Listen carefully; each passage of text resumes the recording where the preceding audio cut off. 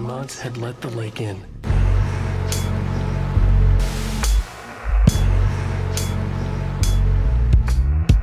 And some say that it lives forever this road. I said this would happen. I said my next video would be about the lake house. As always, I've returned to my channel to talk about DLC because, of course I have. That's becoming my thing now, it seems. The final DLC for Alan Wake 2 is now out, and we're a year on from the release of the main game. While the first DLC took the approach of 3 episodic style stories in Night Springs, The Lake House is a single story that delves into a mysterious FBC outpost that's gone dark. Again, we're not in the shoes of the titular character Alan, or even Saga, but we are playing as a familiar face. This time we're playing as Agent Kieran Estevez, who served almost as the face of the FBC in the main game. The trailer for The Lake House promised 3 things: a new monster, a new weapon, and the FBC. It delivered on all of these. It also teased a very prominent tie-in to Control. I'm not going to dive too deep into the story, but I am going to spoil bits of it. I'm not planning to spoil the end, but let's face it, The Lake House takes place just before Alan Wake 2, so I guess we know Estevez isn't going to meet a grisly end. The Lake House has gone dark, and Estevez and her team turn up to find out what's going on, and talk to the 2 heads of research, Dr. Marmont and Dr. Marmont. They're a husband and wife team. The facility has been researching the threshold at Cauldron Lake, and the research has, well, taken a bit of a turn.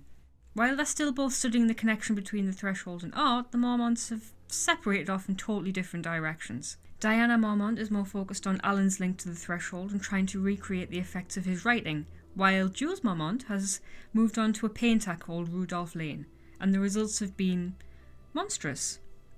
Quite literally.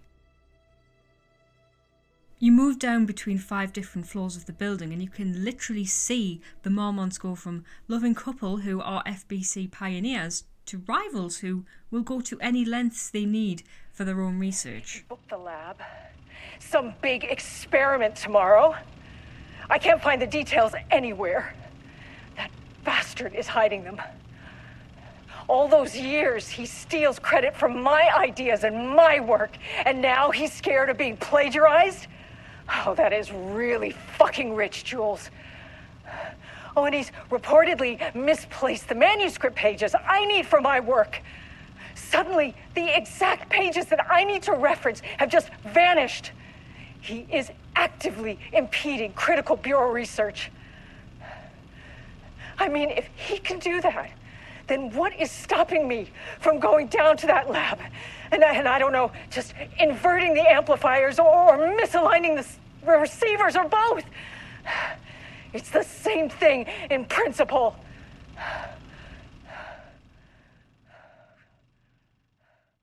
The biggest takeaway from the story is the different forms monsters can come in. The Marmonts are the monsters of the story, with or without the Dark Place playing a part in that. Does it also mean by extension that the FBC are the real monsters of the story? It was their facility after all, and they're scientists. The only real issue I have with the story in The Lake House is that Estevez maybe isn't as fleshed out as she could be. I think the real character development has gone to the Marmonts, and Estevez just coasts through no different from the start of the DLC to what we see of her in the main game. It does make me want Estevez to have a role in Control too. A significant role. Look, if she's not offered the job of head of operations, there's something wrong. She's got the cool new gun, and she's as much of a badass as previous head of operations Helen Marshall. Give her the job.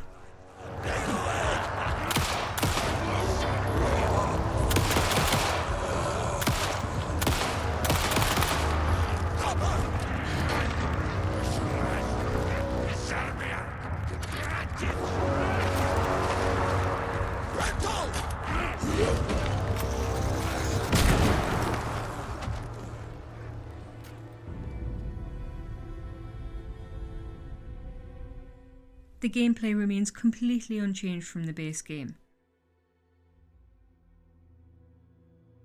There is an extra monster. They can't be dealt with using a torch and a gun, but they're actually pretty easy to run away from, which seems to defy the point. They can, however, be defeated using the new weapon, the Blackrock gun, which, yeah, pretty cool. I want to say that again. Which kind of leads me into the next biggest thing for me, and it's the tie-in to Control. Obviously, it's the FBC, it's one big Control tie-in, they exist in the same universe. And yes, that is true, but it's just the feeling of the lake house itself. The building has been built in the image of the oldest house, with its brutalistic architecture and its old tech.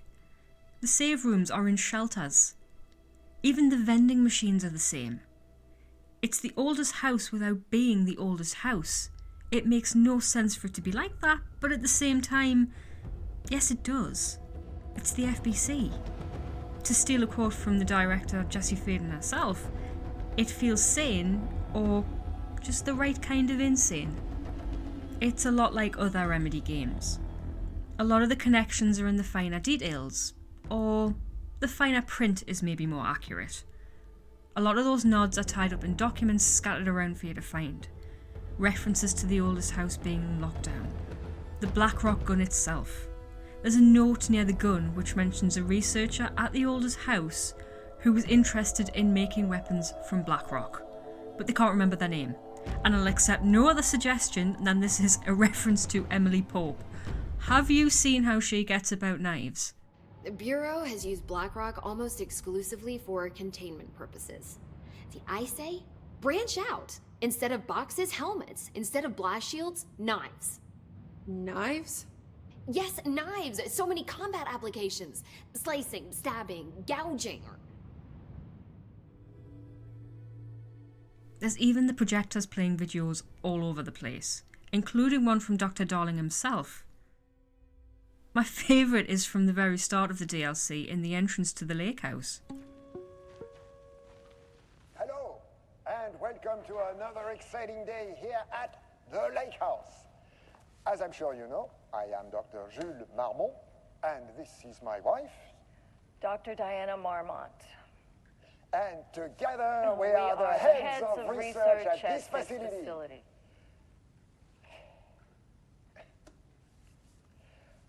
We want to thank you all for helping us break new ground in our study of Cauldron Lake. That's right, Jules. But don't let our exciting work in threshold regulation and dimensional coupling keep you from observing the proper safety protocols. You said it, Diana. We run a tight ship here at the Lake House. So, always remember the 3 S's. Safety, security, and censorship. It's a C. It's a C. Yeah, that is the joke, Diana. Well, it's a stupid fuck. Wonderful joke, Jules. We'll see you down there. When I saw it, the instant connection in my head was, of course, Dr. Darling. It wasn't until I thought about it more later that maybe it meant more. Maybe it showed an initial difference of opinion between the Marmonts, and was a taste of things to come. Of course, the biggest crossover with Control was shown in the trailer, and it was Dylan Faden in a cell. This had to be the bridge between Alan Wake 2 and Control 2, right? Like we got at the end of the AWE DLC for Control. Well, I missed it. My first playthrough, I totally bypassed getting to the conversation with Dylan. I had to reload a previous save and go back and do it again. Was it worth it? Well, I mean, I wanted to see it, so yes, I suppose. But in the scheme of things to me, no. The brief cinematic that goes with it was far too similar to the brief cinematic that was at the end of the Foundation DLC. Though I appreciate a lot of people who might not know about that, as you had to have collected everything in Control to see it. Would I have rather had a brief encounter between Estevez and Jesse in the Ocean View Motel? Absolutely. I think it would have been far more meaningful to have Jesse feature somehow in the Lake House DLC rather than the Night Springs DLC. But do I understand she had a wider role in the Night Springs DLC that went beyond her episode? Yes, I do. Am I greedy to want her in both? Yes, I am. But Courtney Hope, who voices her, could read me the phone book, and I'd be pretty happy. So I think this is more of a me thing.